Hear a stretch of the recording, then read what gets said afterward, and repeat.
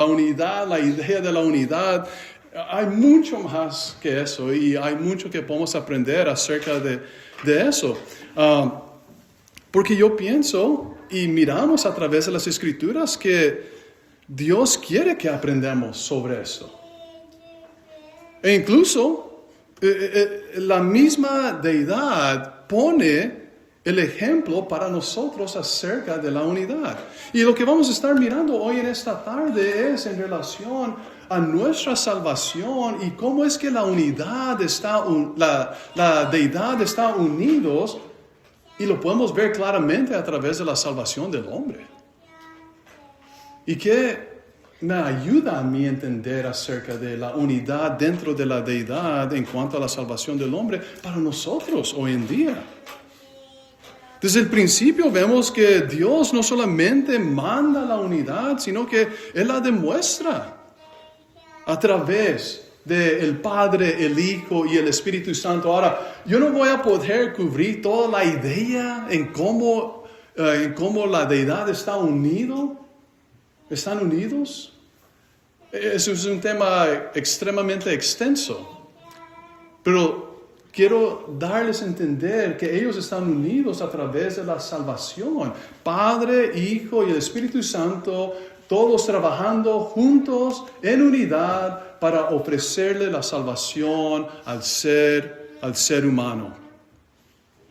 Aunque el Padre, el Hijo llegaron a tomar y el Espíritu Santo llegaron a tomar diferentes papeles en cuanto a la salvación del ser humano, ellos demostraron una perfecta unidad en su propósito de llevar a cabo esta gran obra. Y podemos decir, la obra más grande en todo el mundo.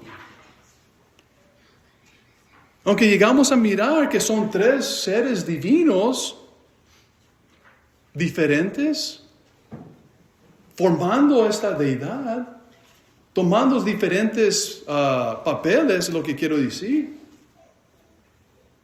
tienen un solo plan, un solo propósito eterno y una sola voluntad divina para nosotros.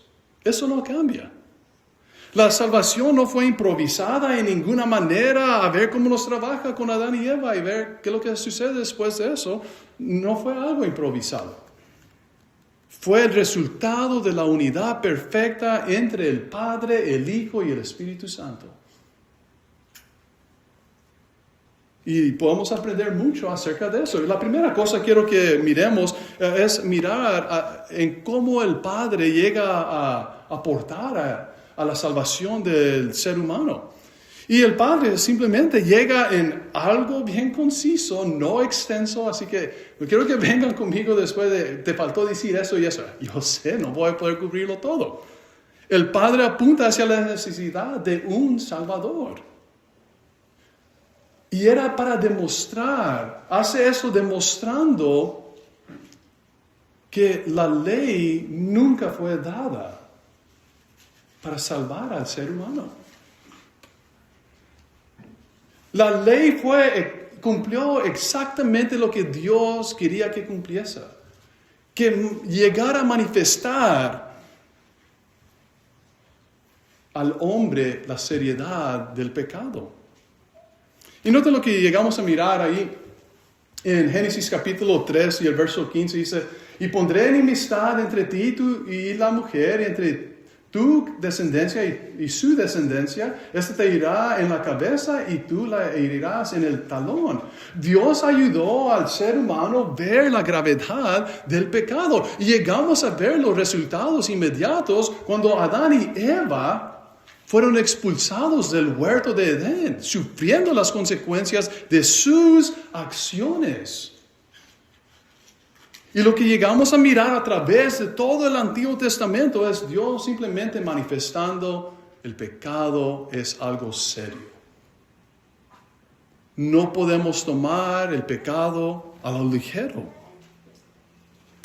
En Romanos capítulo 3 y el verso 19 y el verso 20 dice, pero sabemos que todo lo que dice la ley, lo dice a los que están bajo la ley para que toda boca se cierre y todo el mundo esté bajo juicio. ante Dios. Porque las obras de la ley, nadie será justificado o pronunciado justo delante de Él. Pues por medio de la ley viene el reconocimiento del pecado. Yo creo que la ley perfectamente hizo lo que Dios lo estableció para hacer. Manifestar la gravedad del pecado. Y para que todos entiendan, judío como gentil, tú tienes el problema del pecado. Y tú no lo vas a poder solucionar solo. Note lo que dice en Romanos capítulo 3. En Romanos capítulo 3 y el verso 8 y el 9. Romanos capítulo 3. Más bien el verso 9.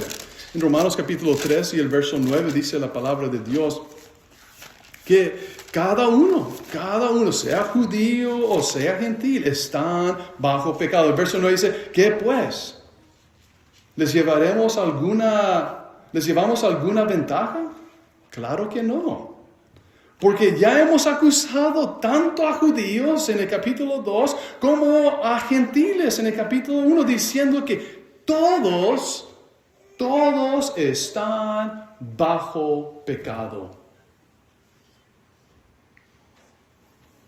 El punto es que la ley estaba allí para manifestar la gravedad del pecado, revelar el pecado, definir el pecado y cerrar toda boca que nadie verdaderamente es libre de ello.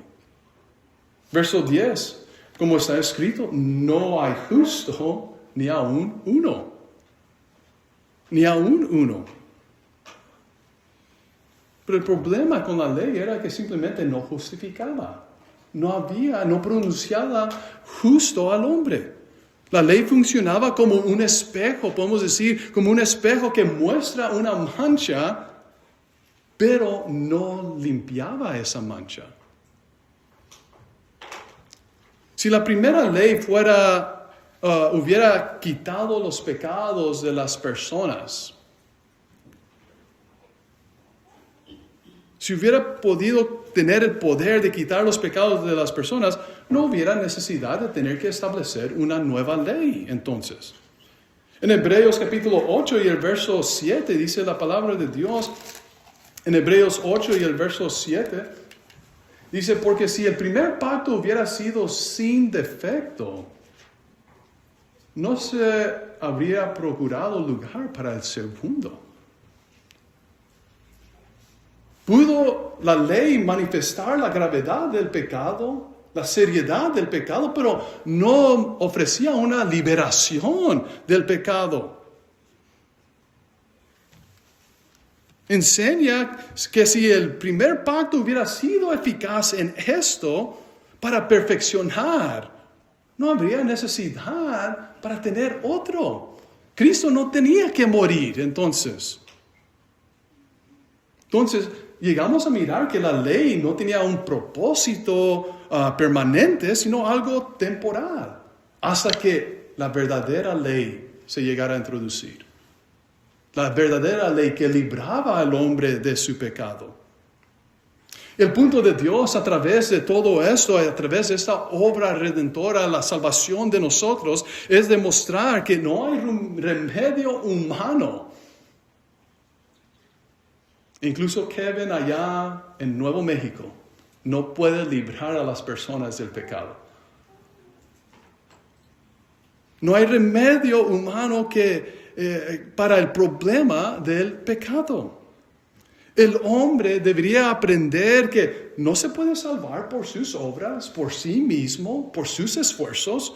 No puede anular las consecuencias del pecado al ofrecer sacrificios. No puede hacer eso. Y no puede producir justicia perfecta para sí mismo. Porque necesita ayuda de parte de Dios. Y entender que el pecado trae muerte. Según Romanos 6:23. Porque la paga del pecado es muerte. La ley dejó bien en claro que el problema era más profundo de lo que el hombre podía hacer para librarse. Era más profundo del que el hombre pudiera imaginarse. Era mucho más que simplemente un sistema de leyes y de decretos. Y esto era clave entenderlo.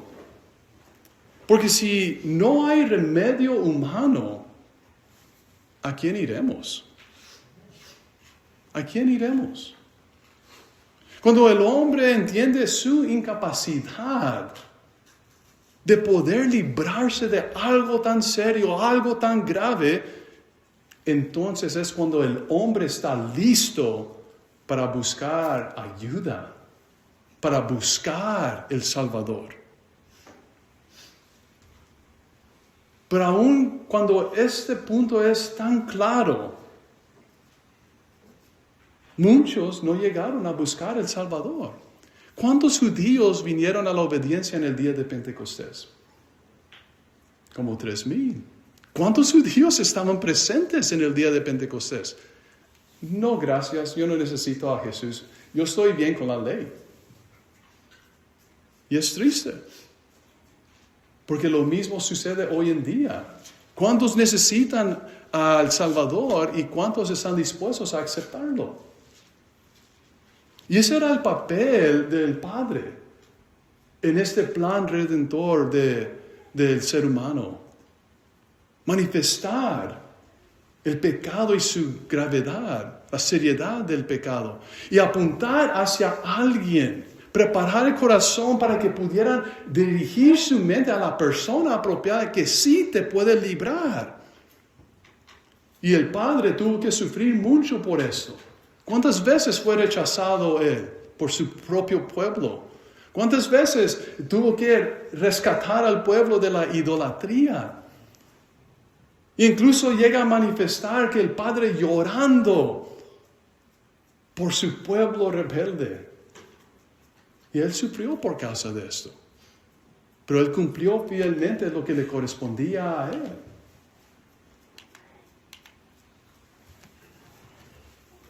Cuando llegamos a ver entonces si el Padre está apuntándonos hacia esa dirección, nos llegamos entonces con Jesús, el Salvador. El Hijo como un cordero sacrificial. Bajo el Antiguo Testamento llegamos a mirar en Hebreos capítulo 10 y el verso 3 y el 4, llegamos a mirar un sistema de sacrificios, ¿verdad? Ofrecían animales como un recordatorio.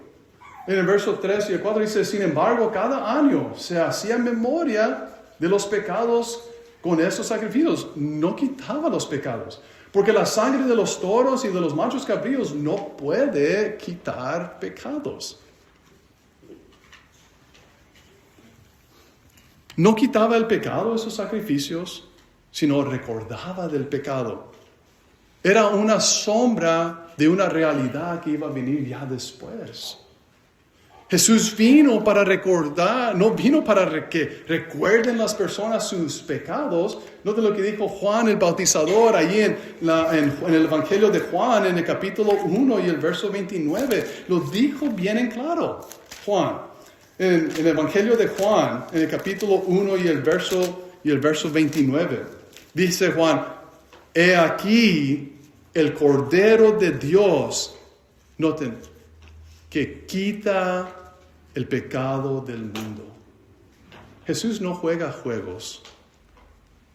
Él murió para que tú puedas estar libre del pecado, para que yo pudiera estar libre del pecado. Y Él quitó completamente la culpa del pecado. Lo que la ley no pudo hacer, Cristo lo hizo con un solo sacrificio. Uno solo. ¿Cuántas veces tenían que entrar los judíos en el templo para ofrecer sacrificios por el pueblo? ¿Cuántas?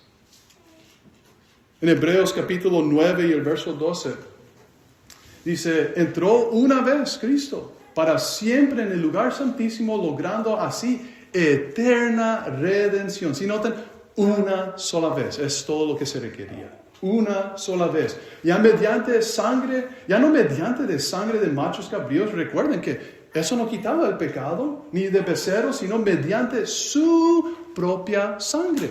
O es decir, su sacrificio. Verso 26 dice, de otra manera le habría sido necesario entonces Cristo, así como ofrecían los sacrificios en el Antiguo Testamento, tener que estar sacrificándose cada ratito, para redimir al ser humano. Le habría sido necesario padecer muchas veces desde la fundación del mundo, pero ahora Él se ha presentado una sola vez para siempre con la consumación de los siglos para quitar el pecado mediante el sacrificio de sí mismo. Una sola vez se requería, no muchas. Se ofreció una sola vez. No fue necesario tener que repetir este sacrificio, porque Él fue el sacrificio perfecto, sin mancha, y eso es suficiente para Dios, para el ser humano, para apaciguar la ira de Dios.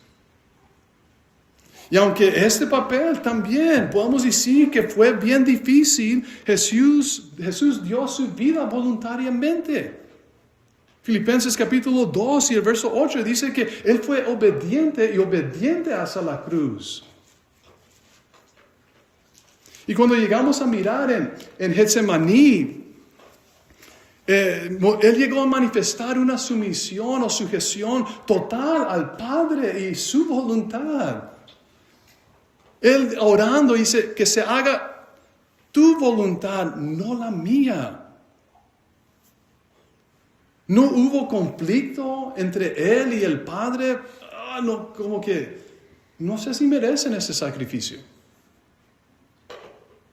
No hubo nada de eso. Hubo una perfecta armonía, aunque el Padre pasó por dificultades guiando a este pueblo, aunque Cristo fue rechazado y pasó por grandes dificultades hasta sufrir físicamente, hubo una perfecta armonía. Tenemos que hacer esto. Tenemos que librar al hombre de sus pecados. Jesús hizo algo que nadie pudo haber hecho. Él llegó a vivir una vida perfecta, sin mancha. Y por eso fue el sacrificio perfecto. Y una sola vez tuvo que hacerlo. Entregar su vida para rescatar a muchos. Y no fue fácil, pero Él lo ejecutó perfectamente. Y eso nos lleva entonces a la revelación del Espíritu Santo. Cuando hablamos acerca del Espíritu Santo, y bien poco hablamos acerca de Él. Y incluso yo pienso que debería ser que hablamos mucho más porque lo estamos viviendo hoy en día, ¿verdad? No podemos minimizar en ninguna manera lo que hizo el Espíritu Santo también. Porque llegamos a entender que sin la revelación del mensaje, pues no hay mensaje. Y sin mensaje, ¿qué es lo que llegamos a entender? Pues no hay fe. Y si no hay fe, hermanos, amigos, no hay salvación. ¿Podemos llegar a minimizar entonces la obra del Espíritu Santo? En ninguna manera.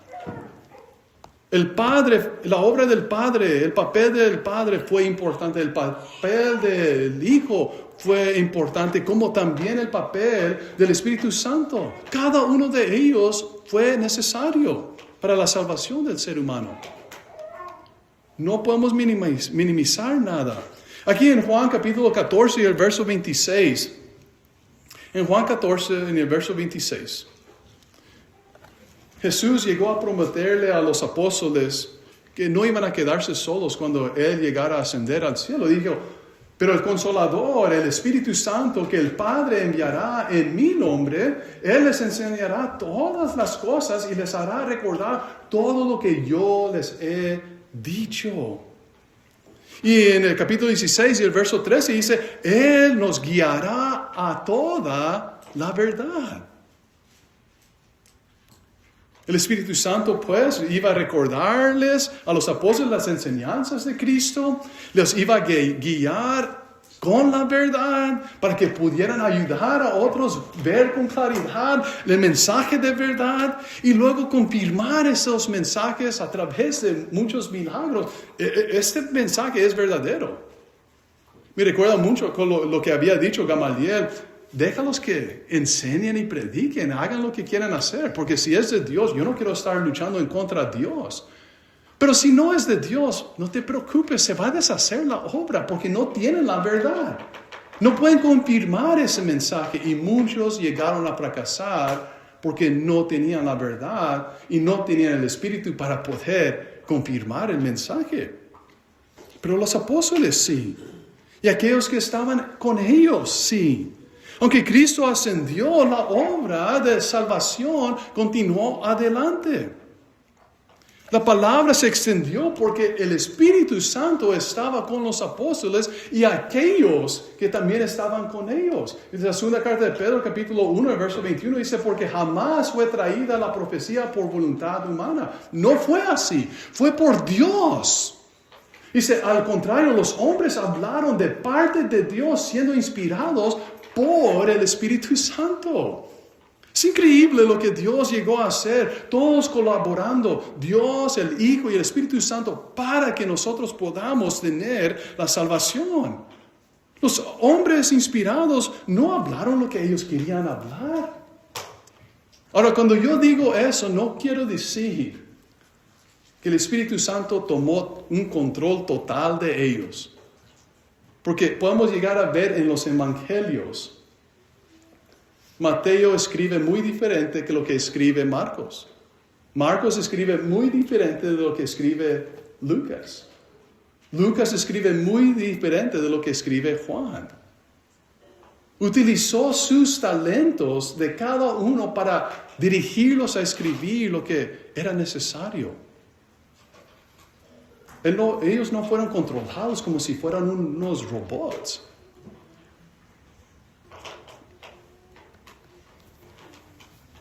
No proclamaron ideas humanas. Era un mensaje divino lo que estaban enseñando. El mismo plan del Padre, el mismo plan fue hecho por el Padre, ejecutado por el Hijo y fue revelado por el Espíritu Santo. Es bien increíble cómo todas esas cosas nos están enseñando que la deidad estaba perfectamente unida en este plan redentor. Gracias a la palabra revelada, nosotros estamos aquí. Alguien en algún momento vino y habló con nosotros este mensaje. No conoceríamos el Evangelio sin el mensaje revelado por el Espíritu Santo. No sabríamos acerca del sacrificio de Cristo si no fue por el Espíritu Santo. No entenderíamos la voluntad de Dios si no fuera por el Espíritu Santo. Eso era lo que le tocó a él. Y no hay ninguna otra manera de obtener la salvación sin haber escuchado el mensaje revelado por el Espíritu Santo en Romanos capítulo 10 y el verso 14. El punto es que estamos aquí hoy porque el Espíritu Santo reveló el Evangelio y llegó a inspirar a hombres para que lo escribiesen. Para que yo lo pudiera tener en esta Biblia. Para que yo lo pudiera leer. Lo cual fue conservado hasta llegar a nosotros. Es increíble todo lo que se llegó a hacer. Ahora, al ver todo esto, ¿qué tiene que ver esto con nosotros hoy en día? ¿Cómo es que eso encaja y qué es lo que yo debo de sacar de esto? ¿Qué es lo que yo debo de aprender acerca de esto? ¿Verdad? Y eso es lo que queremos entender. La unidad de la deidad llega a ejemplificarse en la iglesia. ¿Pero cómo? Observamos el ejemplo de la deidad, ¿verdad? El Padre, el Hijo y el Espíritu Santo. Cada uno tenía su papel particular, ¿verdad? El Padre planeó y apuntó hacia un Salvador. El Hijo murió Y luego el Espíritu reveló. ¿Verdad? Ahora, ¿pudo el Padre haber sacrificado, Él tomar el lugar del Hijo y haber sacrificado Él mismo? Y Jesús haber tomado el lugar de revelar las cosas? Pues, sí, si lo deseaban, pero no era así las cosas. Dios elige como Él quiere hacerlo y son cosas que no debemos ni incluso pensar ni tocar. Pero el punto es de que sí miren que cada uno de ellos hizo su trabajo perfectamente. Ninguno se brincó. ¿Sabes qué, Jesús? No creo que estás haciendo un buen trabajo. Déjeme tomar control de eso. O Jesús no le dijo al Espíritu Santo, ¿sabes qué? Oh, man, yo no hubiera hecho eso. Quizás déjeme tomar control de aquí y adelante. No. Nada les impidió sostenerse a ellos unidos en su propósito. Ellos tenían en mente salvar a la humanidad, salvar al hombre. No hubo competencia entre los tres, ¿verdad? No hubo nada de eso. No hubo división entre ellos. Incluso cuando Jesús estaba muriendo en la cruz, el Padre estaba con él. No hubo contradicción en ninguna manera que estaban haciendo, en nada lo que estaban haciendo ni diciendo. Es increíble todo esto, y eso es lo que vemos también dentro de la misma iglesia. Cuando nosotros vamos, creo que tengo el texto aquí, cuando nosotros vamos a Romanos capítulo 12, en Romanos capítulo 12 y el verso 4 y el 5, dice, porque de la manera que en un solo cuerpo, si notan la idea de un solo cuerpo está manifestando unidad. Cuando hablamos acerca de eso, dice, porque de la manera que un solo cuerpo tenemos muchos miembros, pero todos los miembros no tienen la misma función. Somos diferentes. Somos diferentes, como el Padre, el Hijo y el Espíritu Santo tomaron diferentes papeles. Dice, así nosotros, siendo muchos, somos un solo cuerpo en Cristo, pero todos somos miembros los unos de los otros. Y sigue hablando Pablo allí, llegando a enseñar acerca de los diferentes dones que habían. Había aquellos que eran buenos en dirigir, había aquellos que estaban llenos de misericordia para manifestar misericordia y todas esas cosas. Pero miramos que cada uno abrazaba su diferencia y hacía lo que tenía que hacer. Y eso es lo que Dios quiere enseñarnos a través de la unidad de la deidad. Aunque Cristo, el Padre y el Espíritu Santo tomaron diferentes papeles, lograron un solo propósito. Nosotros somos muy diferentes, cada uno de nosotros somos únicos, porque así es como Dios nos creó. Tenemos diferentes funciones dentro de la misma iglesia, diferentes talentos que podemos ofrecerle a Dios, diferentes personalidades. Dios dice, no importa si eres judío o gentil, yo quiero que manténganse unidos. Somos diferentes, pero a la vez somos un solo cuerpo. Y el punto es que las diferencias que puedan existir entre nosotros, que yo puedo dirigir himnos, o alguien más puede hacer oraciones, o alguien más puede hacer eso y eso y eso. Dios quiere que entendamos que eso no nos debe de impedir o debe de interrumpir la unidad que debe de existir dentro de la iglesia. Porque eso no interrumpió la unidad que existía entre el Padre, el Hijo y el Espíritu Santo. ¿Sí me explico? Puede haber otras grandes lecciones que podemos aprender acerca de eso. Pero creo que esa es una de las principales. Porque la iglesia en el primer siglo batalló con esas diferencias. Judíos estaban batallando a aceptar a los gentiles. Nosotros en ocasiones batallamos con esto. Yo quiero hacer lo que no me corresponde. Y hay que dejar que otros lo hagan. Yo quiero aferrarme a algo que no es mío. Pero Dios dice, no te preocupes, eso no debe de interrumpir la unidad. Yo sé que puedes hacer algo más. Tienes otro talento que tú puedes ofrecerle. La diversidad es parte del diseño de Dios. La división no lo es. Y no estoy hablando de la diversidad en cuanto a lo que piensa mucho el mundo, la diversidad en unidad. No, nada de eso. Unidad en diversidad. No estoy hablando de eso.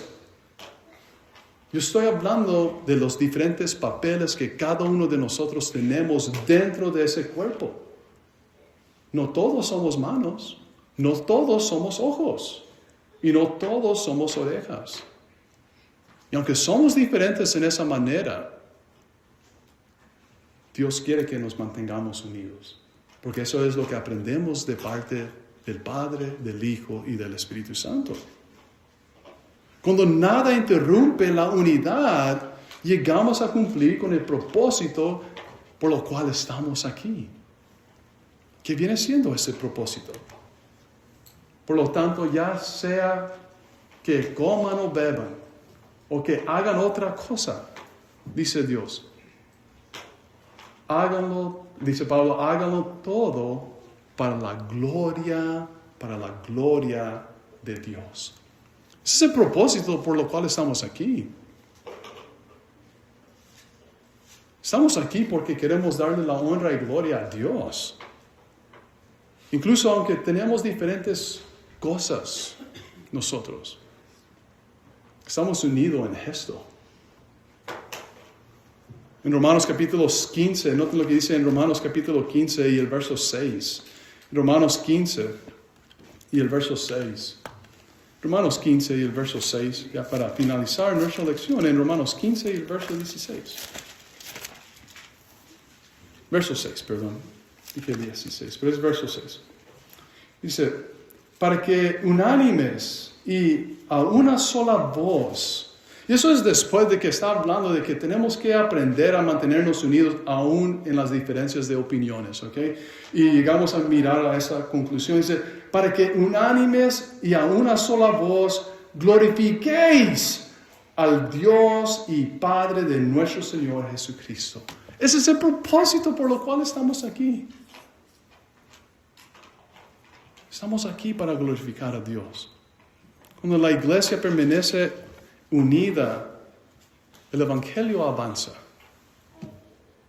Dios es glorificado y el mundo llega a creer, porque estamos unidos.